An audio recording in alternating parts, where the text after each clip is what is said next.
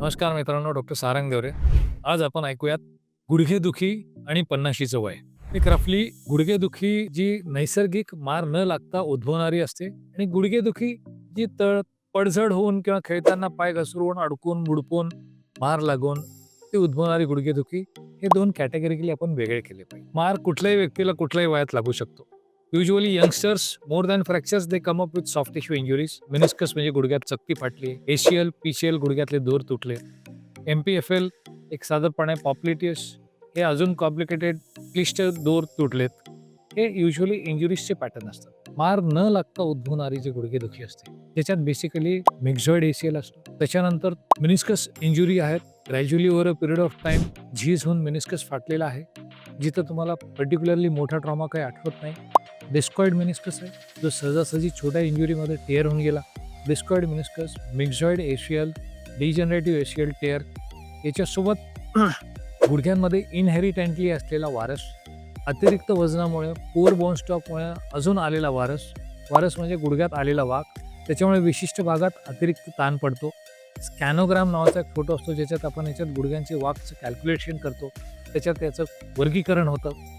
त्यामुळे एक 40शीतली व्यक्ती जी खास करून फिमेल आहे, 40 आणि फॅट, या 3 गोष्टींमध्ये मार न लागता जर गुडघेदुखी आहे, किंबहुना ही वेळ व्यक्ती 2 मिनिटापेक्षा जास्त वेळ जर मांडी घालून बसू शकत नाहीये, तर त्या ठिकाणी तुम्ही मिक्झॉइड एसीएलची सस्पेक्ट केलं पाहिजे. 50शीतली व्यक्ती आहे, मध्यम स्वरूपात 50 ते 60 किलोचं वजन आहे, गुडघ्यात थोडासा वाक दिसतोय, मांडी घालताना टॉयलेटला बसताना त्रास होतोय, but she still not a candidate to be subjected to knee replacement surgery. अशा स्थितीमध्ये बेसिकली स्कॅनोग्राम करून आपण वारस किंवा वाल्गस अलाइनमेंट चेक करतो.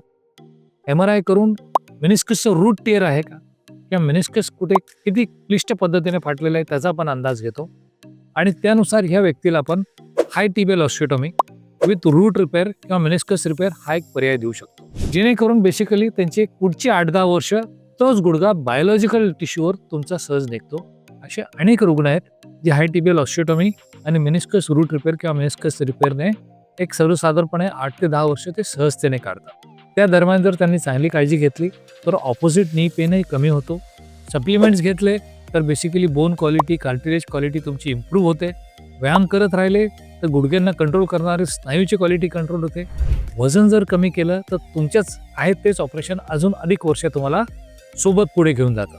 जे ह्या टप्प्याच्याही पुढे आलेत आणि तिथं कार्टिग्रामवर तुम्हाला किंवा MRI मध्ये फुल थिकनेस कार्टिलेज लॉस दिसतोय त्या ठिकाणी बेसिकली तुम्ही मेनिस्कस रिपेअर जरी केलं तर HTOची ड्युरेबिलिटी म्हणजे हे ऑपरेशन केल्यानंतर तुम्हाला खूप जास्त वर्ष बरं वाटेल ही शक्यता मंदावत जाते. त्या परिस्थितीमध्ये युनी नी हा एक पर्याय असतो, जिथं गुडघ्याचा फक्त अर्धाच गुडघा बदलला जातो. 60 वर्षाच्या पुढे खूप कमी केसेस असे काढता येतात जिथं आपण अर्धाच गुडघा बदलू शकतो, कारण युजली तिथून पुढे सर्जनचं इन्क्लिनेशन पण टोटल नीकडे जातं. पण तरीही there are few people who are fit for age. 60 वर्षाचे असूनही ते यंग असतात, यंग दिसतात, त्यांचा मसल कंट्रोल चांगला असतो आणि युनिक कंपार्टमेंट जर त्या ठिकाणी नी असेल तर त्या ठिकाणी हाय टिबियल ऑस्टिओटॉमी किंवा UKA सुद्धा टोटल नीला पर्याय ठरू शकतात. तुमची जी रुग्ण आहेत ज्यांना गुडघेदुखी आहे, त्यांचं वय, त्यांचं वजन, त्यांच्या दैनंदिन गरजा, त्यांचा रोज किती जिना चढ उतर आहे, त्यांची बोन क्वालिटी किती चांगली आहे, त्यांचं मसलवर कंट्रोल किती चांगला आहे, हे सगळे आणि तुम्ही सोबत काढलेले एक्सरे, स्कॅनोग्राम, MRI हे जज करून तुमचा डॉक्टर तुम्हाला एक सर्वोत्तम पर्याय देईल. तुमच्या रुग्णाला ह्या 3 पैकी काय फिट बसतं? High tibial osteotomy, arthroscopic notchplasty, arthroscopic ACL debridement, arthroscopic meniscus debridement किंवा high tibial osteotomy with root repair किंवा युनी नी, यापैकी तुमचं वर्गीकरण कुठे होत आहे? तुमच्यासाठी कुठली गोष्ट फिट आहे हे जाणून घ्यायचं आहे तर कृपया तुम्ही तुमचे सगळे जवळचे रिपोर्ट घेऊन तुमच्या जवळच्या डॉक्टरांना भेटा.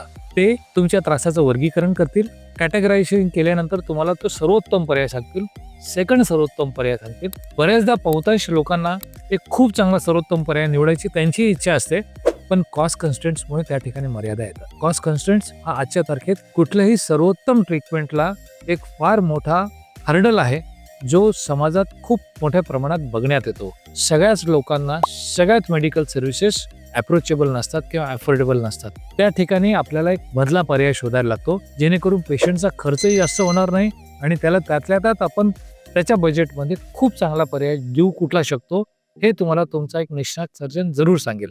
तुम्ही ह्यापैकी कुठे बसू शकता, तुमच्यासाठी काय सर्वोत्तम आहे, तुमच्या बजेटसाठी बेस्ट पर्याय काय आपण देऊ शकतो हे जाणून घ्यायचं आहे. तर कृपया तुमचे सगळे रिपोर्ट्स घेऊन तुम्ही जवळच्या तज्ज्ञ व्यक्तीला जरूर भेटा. Thank you.